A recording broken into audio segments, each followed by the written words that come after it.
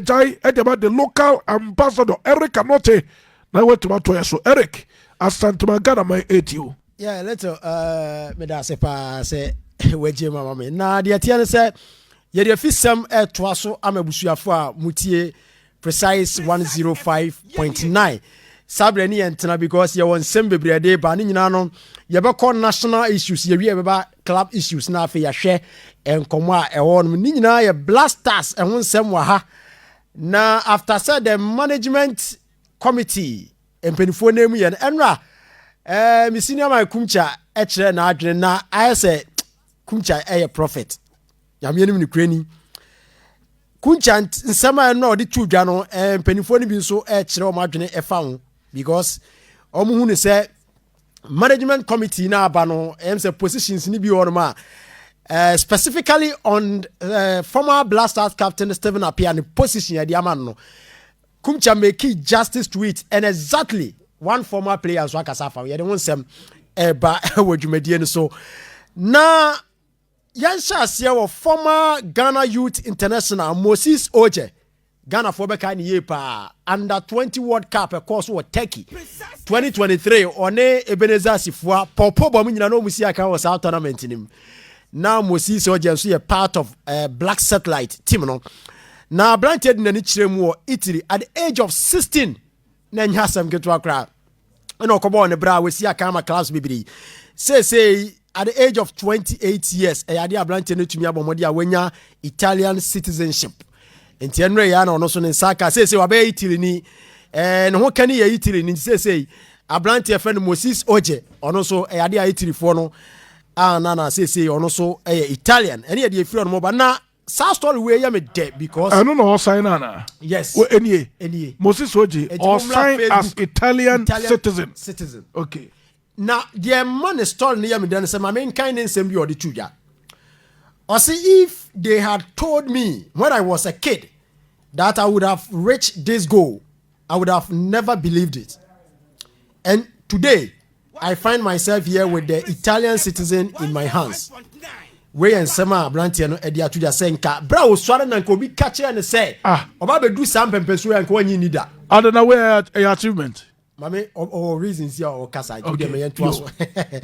Or say a big thank you to those who supported me, my family, my wife, my friends, my teammates. I had and I have now. I dedicate a thank you to myself for the memory I have of that 16-year-old boy who came to Italy without a phone so he could call his family with little change in his pocket and without knowing a word of Italian. Thanks to me because I never gave up on the injustice I have suffered. Thanks to me because I often had to work harder than others to be able to afford everything I have. Thanks to me because all these years my humility has remained the same. And in some can say at the age of 16 or call it no any phone crowd between the friend of Bushina phone. And Nyamia na dom say say what na be mu not to course here there na o ye ntino. No. Until you want to say achievement. Oh yes. So we be Italian citizen. Because of course any that's winning. Sir. Yes. Now that no you Ghana in India no one celebrity. Say why we need here. Until or part say better so be Italian citizen than to be a Ghanaian. Your person training nyina say. It is better to be Italian citizen than to be a Ghanaian. Of course. Yes. A total insult to God. That be let me tell you something. Let me tell you something. Drew Brown, also your cancer which Ghana. Let me tell you something. Nyankopon him the enti odu obi aba Ghana how. Nyankopon him the enti odu ba Ghana. If you cannot succeed e Ghana can Nyankopon ma on Ghana. Let me tell you something. See yourself, sir. So if you owe Ghana you have what it takes to succeed. Okay. Mana masa adwinin to trim. So obetumi ayeye wa ha. Na you fruit trim say me ye bibie nye wo Ghana. Me ye bibie nye wo Ghana. Ye nye nuanum bebra saa ne man di omutrimu a wo mo kofa eposo e kwa abrochira wo mo nyina senke wo punim a wo mo ntimi ama ebi so afa wonko but let me tell you something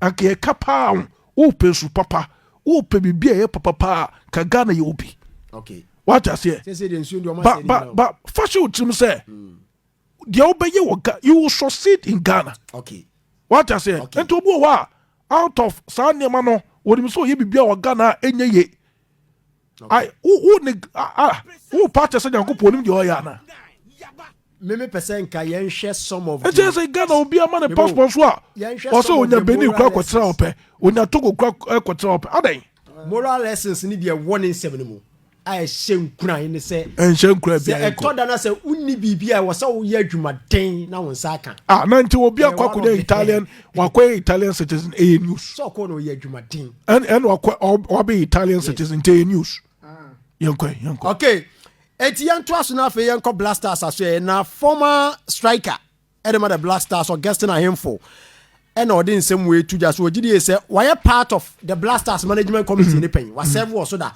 into o kasa wonim di o kan and o chem so wo gidi say e ban management committee na e was say efe no etumbo abontin ye pa no be chirechim yi the work of the management committee Augustine Ahemfo say onu di ohun ni say sa management committee dia benke was here national management board instead of management committee okay ono was serve so that and wo kan na yanko tie ne nsemo anase yan chechim o say I have served on a management committee before and I feel it will be better to have a national management board that should not have only football people who will always come on board and look at affairs of the various national teams we have. Assuming we have 10 people on the national management board and the Blasters will be engaged in a game and 2 people are delegated to take charge of that game, it will be fine because there are employees also at the Ghana Football Association who can also work. And it's a board maybe when you pay me and be and I say when you pardon was near you say Blasters match we money I did you media we are someone say or did they say nipa eye adwuma FA already no so betumi support to aye adwuma no amana koye dance ye be entire management committee so omo na emehwe ema Blasters adwumedie no enkonka no onu gidi say sen company 4 year ne sa management board na nka beboa wan fa na no esi no o kirem say o gidi say Stephen Apia adwumedie ampanifo de aman no omo ma kirem ye because ohun ni say dwumedie a coach ne edi ne sa player relations ye de ama Stephen Apia no so e bi anim e ba na sa onu hu ni say coach ni dwumadie no na mpanifo toto na se because say na no anakum cheka no ogidie say coach any players kasa say dwuma na Stephen Apia enso kwa kwento ogidie say the Ghana Football Association was but is it not good to have a former player and for that matter the former captain of Blasters so what camp the only players need communicating what psyche players need for big games the coach is and also that's all psycho for games the coach is also a former player Stephen Apia bra boy or Blasters ni mu ene di otuado yeah Stephen Apia level was so bebrete otuado okay it is a Stephen Apia wo camp no ni players ne kasa no tro mo the almost so yeah and some more achieve World Cup qualification mo kobo several World Cups eno na mwa ema team no ntimi nya solid kaka ye ntimi control the ego of the players okay enti onu hu ni say the all Kenya no che say e bia efe no so ahu bibi e wo national team nti no mo de sa adwumadie no ama Stephen Apia beto ogide say wo so babo nti no be kirem yi na niema e ba ono de say empirifon the work of the Blasters management committee ema Ghana ni bia ntiase yes okay yam fantu ja okay 2023 na Ghana national volley team ekosi akan e wo my friend Niger na esan sika samen koye du baby na Ministry of Youth and Sports ka samen ya de ma under 20 national volley team enkoye ntino na wo say ya de omo fa from 72 hours and sana omo tumi akosi sa kan no but wo de ba other national teams na course we Niger enti ya de omo fa from through bus road in omo so no mo pesca to take it okay omo nya bi enti na o seja omo anka so mu di team that a contribution yes Now mo the fat bus from Ghana to Niger. Now mo kobo. Bia betumi esi wo kwam. Na no na Augustine Ahemfo de atoja sa nyama na ye esi wo de compare other national teams na ye hu bi. Na ministry won so ya bia sika no omunya ne cash. Enti aba ne say other disciplines ni bi competition and tournament na nyama mu yesi ya ono agasa wadwene sa de no onti ase yenti Augustine Ahemfo. Sometimes when I read certain things, I don't want to believe it. That a national volleyball team or something needs money to buy tickets and they can't get. And they will have to drive from Ghana to Niger on the road just because they have to go and represent the nation. $7,000. I was speaking to this accountant who was seconded from Ministry of Highways to the Sports Ministry. He's a civil servant, so he was transferred there. And once he had the discussion, he said, Augustine, I don't even understand why there's always money issues at the ministry, here at the Sports Ministry. But he now knows why. Because it is the only ministry where you see cash. Because he was at the highways ministry and you issue a check to a contractor and you look at the amount of money on the check and you get scared. But here we are, the Black Stars is traveling or any other national team is traveling. Budgets are done, given to the ministry, go to Chief of Staff office, it's approved, ministry gives them money and they are off. So the moment people begin to see money, there are always issues. Physical cash. When it's a form of a check, you don't really have issues. But if you are traveling with a $200,000, $300,000 cash on you, there are always problems. Issue with check and cash. Say nipenya who cash and quantity there is issue. Any and some Augustine Ahemfo de today. Now say I don't want to tell bisa say Augustine Ahemfo say or your coach. Now so ye who say or did Juma or Ghana any of your national teams. Fifi Banson one of the veterans in Yejuma Diayedi and Wakasa found say Ojide say send your Augustine Ahemfo city and be dey say FA ebetumi na Yejuma because any osi can sem na or very honest no difficult for this FA to work with Augustine Ahemfo yentie Fifi Banson. If I'm going somewhere with Augustine Ahemfo and Augustine says it is 7 o'clock, because it's Augustine who says 7 o'clock, I get there at 6:25. I learned that from him and Uncle White, these two people, in terms of time management and time consciousness. Because when he comes to my house and I'm not ready, he puts his hands on his car horn, will honk out till I come out. That's how he is. And he's extremely, and let me say this, extremely honest. To a fault. You know, things he's not supposed to say. You would have probably gone a bit around it and all that. He would say it straight up. That's why the FA finds it difficult to work with him. Because it's a conversation maybe we'll have another time. But the FA finds it difficult to work with him because some people, they can't stand to his honesty. He'll tell you in the face. Even if you're paying $1 million, he'll tell you that what you're doing is wrong. And that's how I have kept my relationship with him. Plus, the God factor. You know, the God factor in him is amazing.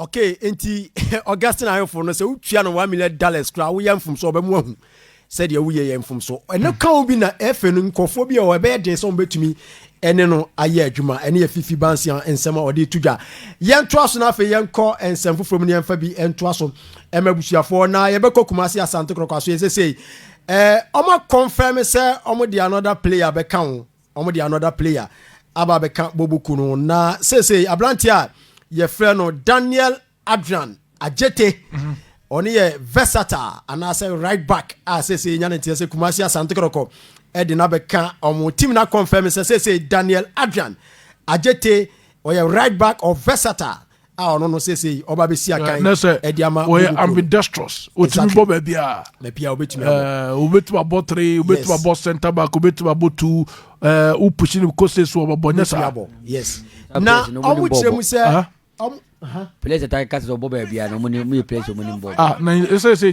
just be to be Bobby Bia we chiro. Actually we told there was what they are to be qualify no. Was actually ope. Anybody you say be Bobby da. Okay. Enti the atiana say or former player the man na FC. We see akan e Denmark Nasvet. Sounds na afi any division 2 no na afi BFC Dogafspel. All the Musa Blantena or Latvia we see a kind in the top right. Eddie moment to say you are new player. Now Blantena Chema, Dientia or Bagana or Jitum so be see a kind Eddie Makumasi Santa Coron say or show project Santa Company for Eddie Tune anymore. Gide say a project I bet me up 1 year pa. Ama Niama Akuye Eddie Amana no can be and Ojitum so baby see a kind. Chema say project I'm paying for the tune and very exciting. na ogidi say ebeboa ama ono so no nani so ade no opeso hu e football mu na tumi abem na project kro ne de was stating specifically name what say a very exciting project Asante Kotoko company for editor na kan bi e na wa be sign 1.5 year area ma Asante Kotoko be si akan e di amomo ene yesa na wonsam na ko na coach Prosper Ogumnete editor say sablanti akotoko anya ni ogidi say in the absence of Emmanuel Kote pre-ablanti pre season over Kotoko no we be boa ma ablanti no wabeboa Asante Kotoko ye ni pie pa sana ba ya obetumi aboa na wone Lord Amwa compete for the number 2 position ene ye the coach Prosperity Ogum kan wose ablanta na body defensively obeboa Kotoko sa so na fe offensively obetumi aboa ma Asante Kotoko modern tumi akonkan in the second run inti ohwe qualities ekura ablanta na experience or wa e good for Asante Kotoko ne ensema coach Prosperity Ogum edi atuga ya de won 7 na mabusuafo na ya Kotoko die ma ya wuram na afei ya mfa 7 kakra anka oni nyina ne se na no Kotoko menka se Sunday no Kotoko nkunim di omudi over Vision FC na ya de ano odin ye pa modern na konkan na former player we a legend Safu Jemfia kasa edi afa Kotoko modern the level say any quality of players no exhibit in Kotoko team no Yebisa Safu Jemfi say na osiwu Kotoko current change in form any level of players no e show in games amobo so far.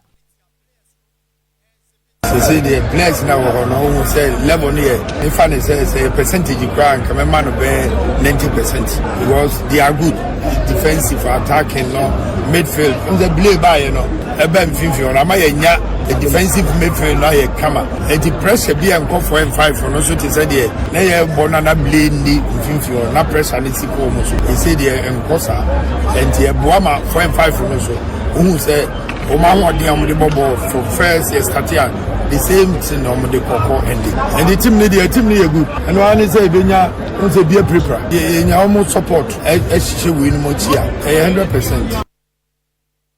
Jan Safu Jemfi black president and out so in same way to Jana or sound so share Kotoko more in the first half yenim say leg and Kotoko started or boase on what chen adwene send we musi shase or boase ne niema koye and the first one niema sanesi akwama Kotoko watch na adwene found. My fan is first round na okay because team there I say the other first BT 2 points the other second BT 1 point at least ever starting next week or minimum next week ever go that second and I say me obo say the obo say crowd impediment man ko bi crowd nanye my because spiritually na obo say nyama but na ba say was any baby am wa kwa nye crowd obo say the ntimi crowd me ka ho bi na Kotoko free boy am hwe bi crowd man ko park o mo no ma ye o ma de ne dada wo enti yan as ye ko hwa on say ye ni o mo bo hwa na de ade o ma ye no park no so enti Safu Jemfi ba na spiritual issues na former player o kasa bia spiritual and any belief and draw na spiritual no believe no I ade o did ashim and I hear you man pen it won't mean that say they did this Yankopon obungu to na ma before be no the bibi ho the bia spiritual na bibi ni wo the bia bibi ho the bia spiritual the bia drosha the bibi ni ho the bia drosha the bia be yewa bibi ni ho na me so di show trima wo mobra bibi ni ho bibi ni ho wo di show trima wo mobra bi dantia okay we dey me na ya hwe Samba Onel Asante Kotoko kuma pimp WhatsApp platform on no mo as player of the month of December and Samba Onel Kotoko defender on nya na ya ne circle 135 one chairman Edin Komo say team na ehye enso ko stadium a supporters ne massacres ne say mudwumadi amudie no mugidi say ekoyie den amoye say ne be ya motumi atwe supporters na ba stadium chairman coacher circle 135 tema odin semwe ene tudwa na kwa de okay de enema nkoyie ewo circles concerning about stadium attendance enema nkoyie kra because we pay goals a ye bo na we na ye bo wa still a ye bo ball a baba ya da so empty say no ya ye hu ni supporters number but second round here baba sha say dey from Monday ko na from Chine ko no ye ko radio so a ye be bo hu dabro now my dey am abese stadium ho ma because opem so ebre o opemiso every month bia wutie sika opemiso eyidi black ayia enya de ketwa na nka yenso ye kakra bebo mo ye se gate ai baba stadium na anya gate me na de abo nti yesre kwatoko. Okay, ene chairman coach ano no de nsem we tudwa coach Samuel Boadu say waka kire na adwene onsuro say fa ni betwe na so enye na sem game omo ne media my boy officiating ankoye kura o say we are proud of the 3 points na mum say referees ni be koso di matches ni say ya on be say your ball no enti ono on fa woni asotwa efi ndi bebo no on time yes na mum we die waka say referees no omo body man ankoye e referee mawule kuru ene ko jirem to ayirem e was game no. Okay, me that say Escado you nin komo me sha say the free Safo Jensi black president na mari kontia de bi aduro saro aduro de o football mu de aduro de o me say the reason before be bring ya bra bo akachi no akachi de bia be ye na aduro na we sha na we and de ho again onyi doesn't mean say sir I'm for gidi jasa gidi e ho me say I'm for gidi say on no mo ya ebe bo mo o de eno sa nkofo so ken me bi goji wo mu me no mu so ya adwene because obu on ma bi o free ba no wonya chance ko pa nkwa so obu ma obeto parents ma wo mu sa ne man do mu ye dum dini wurem so what I say was ken be o free ba na times and ta kire onamfufu ene osuma be de obesom obu e say won to Pentecost why didn't to Pentecost e mama no papa na wo no tum so what I say obitim ka so ye wo mitum why didn't tum e mama no papa eti before anse no be gi aduro di pa na ken na wo be komu no ebia bebi ofiri nrom anase obidiri kwa aduro so e ma aduro no ya antis bi ma no bem but the kobasa dia ken eti sautie ni sem no wakande in terms of tactical in terms commerce ko bia santiko to game sini the ken ayadia aboa and especially say the no wakano ya di play eba Medford won ye hu impact aba kotoko Medford before play started kotoko Medford no against Adriana and a coach post panatogu medi play ba Medford since a play ba ye no kotoko match some boy no mu lose bi so clearly it tells you say play na baba sane ma kotoko because apart from play position team ni mi asesa no baby obi abo na obi abo eti abama say Medford no one consistency about Medford and a Medford cohesion the telepathy movement ni so ya dia ken di nyina so tima sport on o kuma ko bia santiko to team ti se kotoko oba uhu pattern of play and so kotoko team matches nim so it means say the okano blay ba Medford no and na ema nyina enso asanti first round we there anti blay ba Medford na man yema so ba nya dro nya spiritual dabi nya dro nya dro kotoko for the say omo no beble na dro na o ni kotoko operations team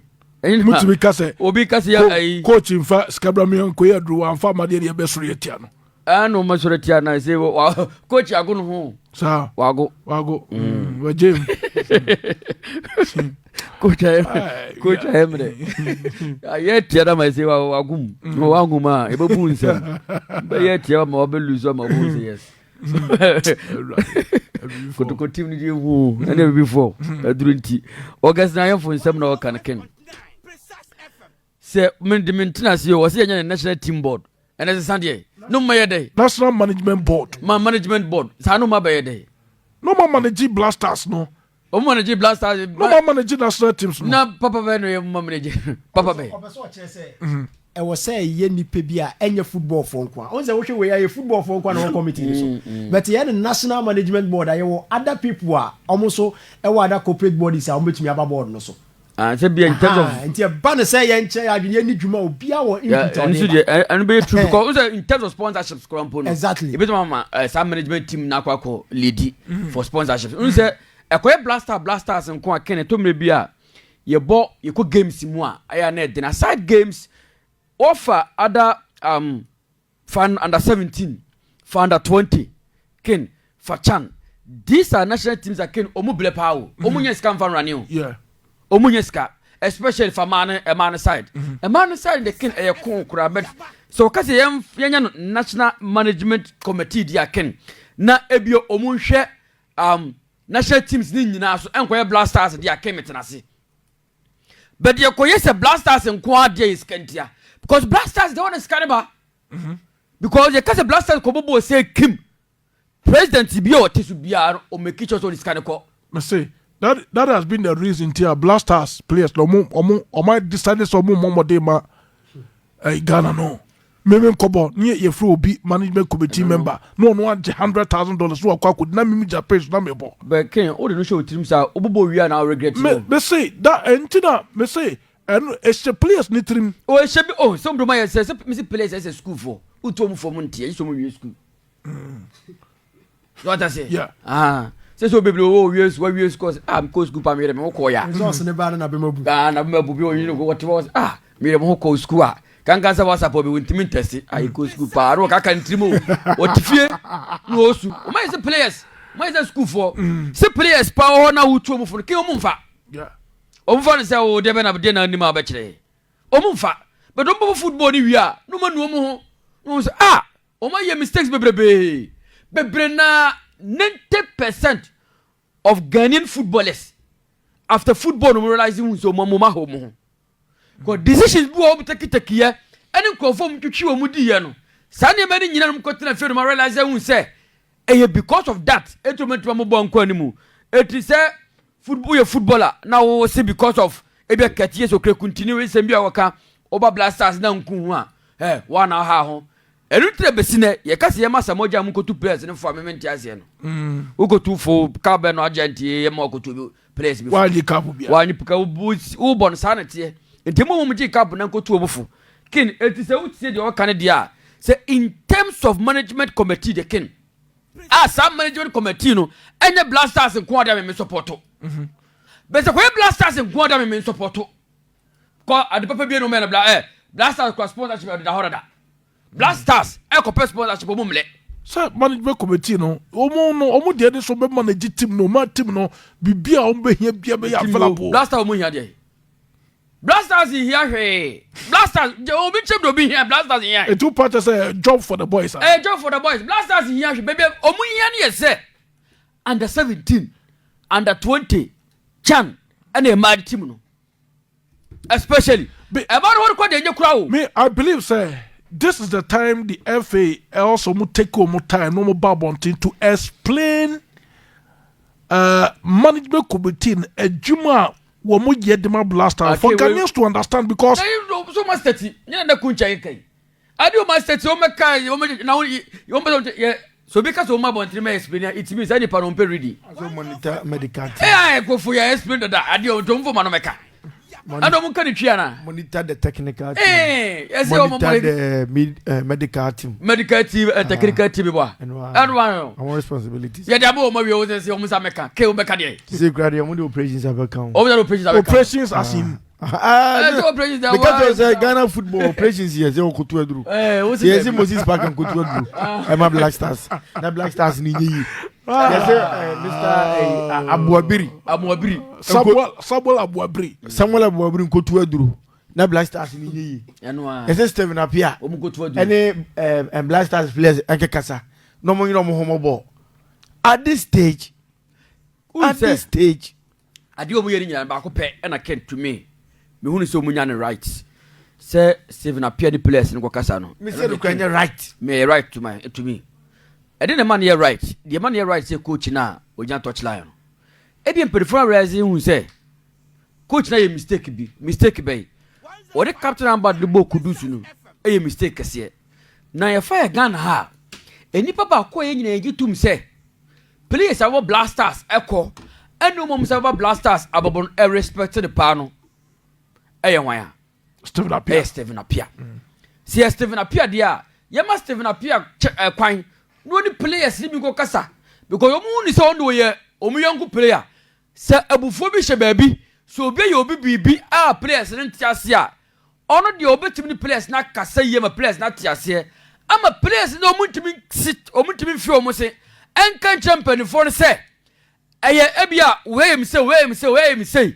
anase ni mabako mienu miensa bi na ekoso wo dressing room ntina ye bo matches a resource ne ma no endi o first Steven Apia ni president ko kasa ken ende mi no mu ya adwene so what I say na ka team manager say for Steven Apia nko ko ye dey okay Say the team manager man. Oh, ko yede. O ko manage wa mo. Kini mbeso mbuso. But o say de ka o trust na o hwe ne man ka to asumu. Ko say Stephen Apia ni press ko kasa de kini. Kai mo Jesus de ka to asumu. But Adam Matters de aka de to asumu. Omo ya creative job there was the job for the boys.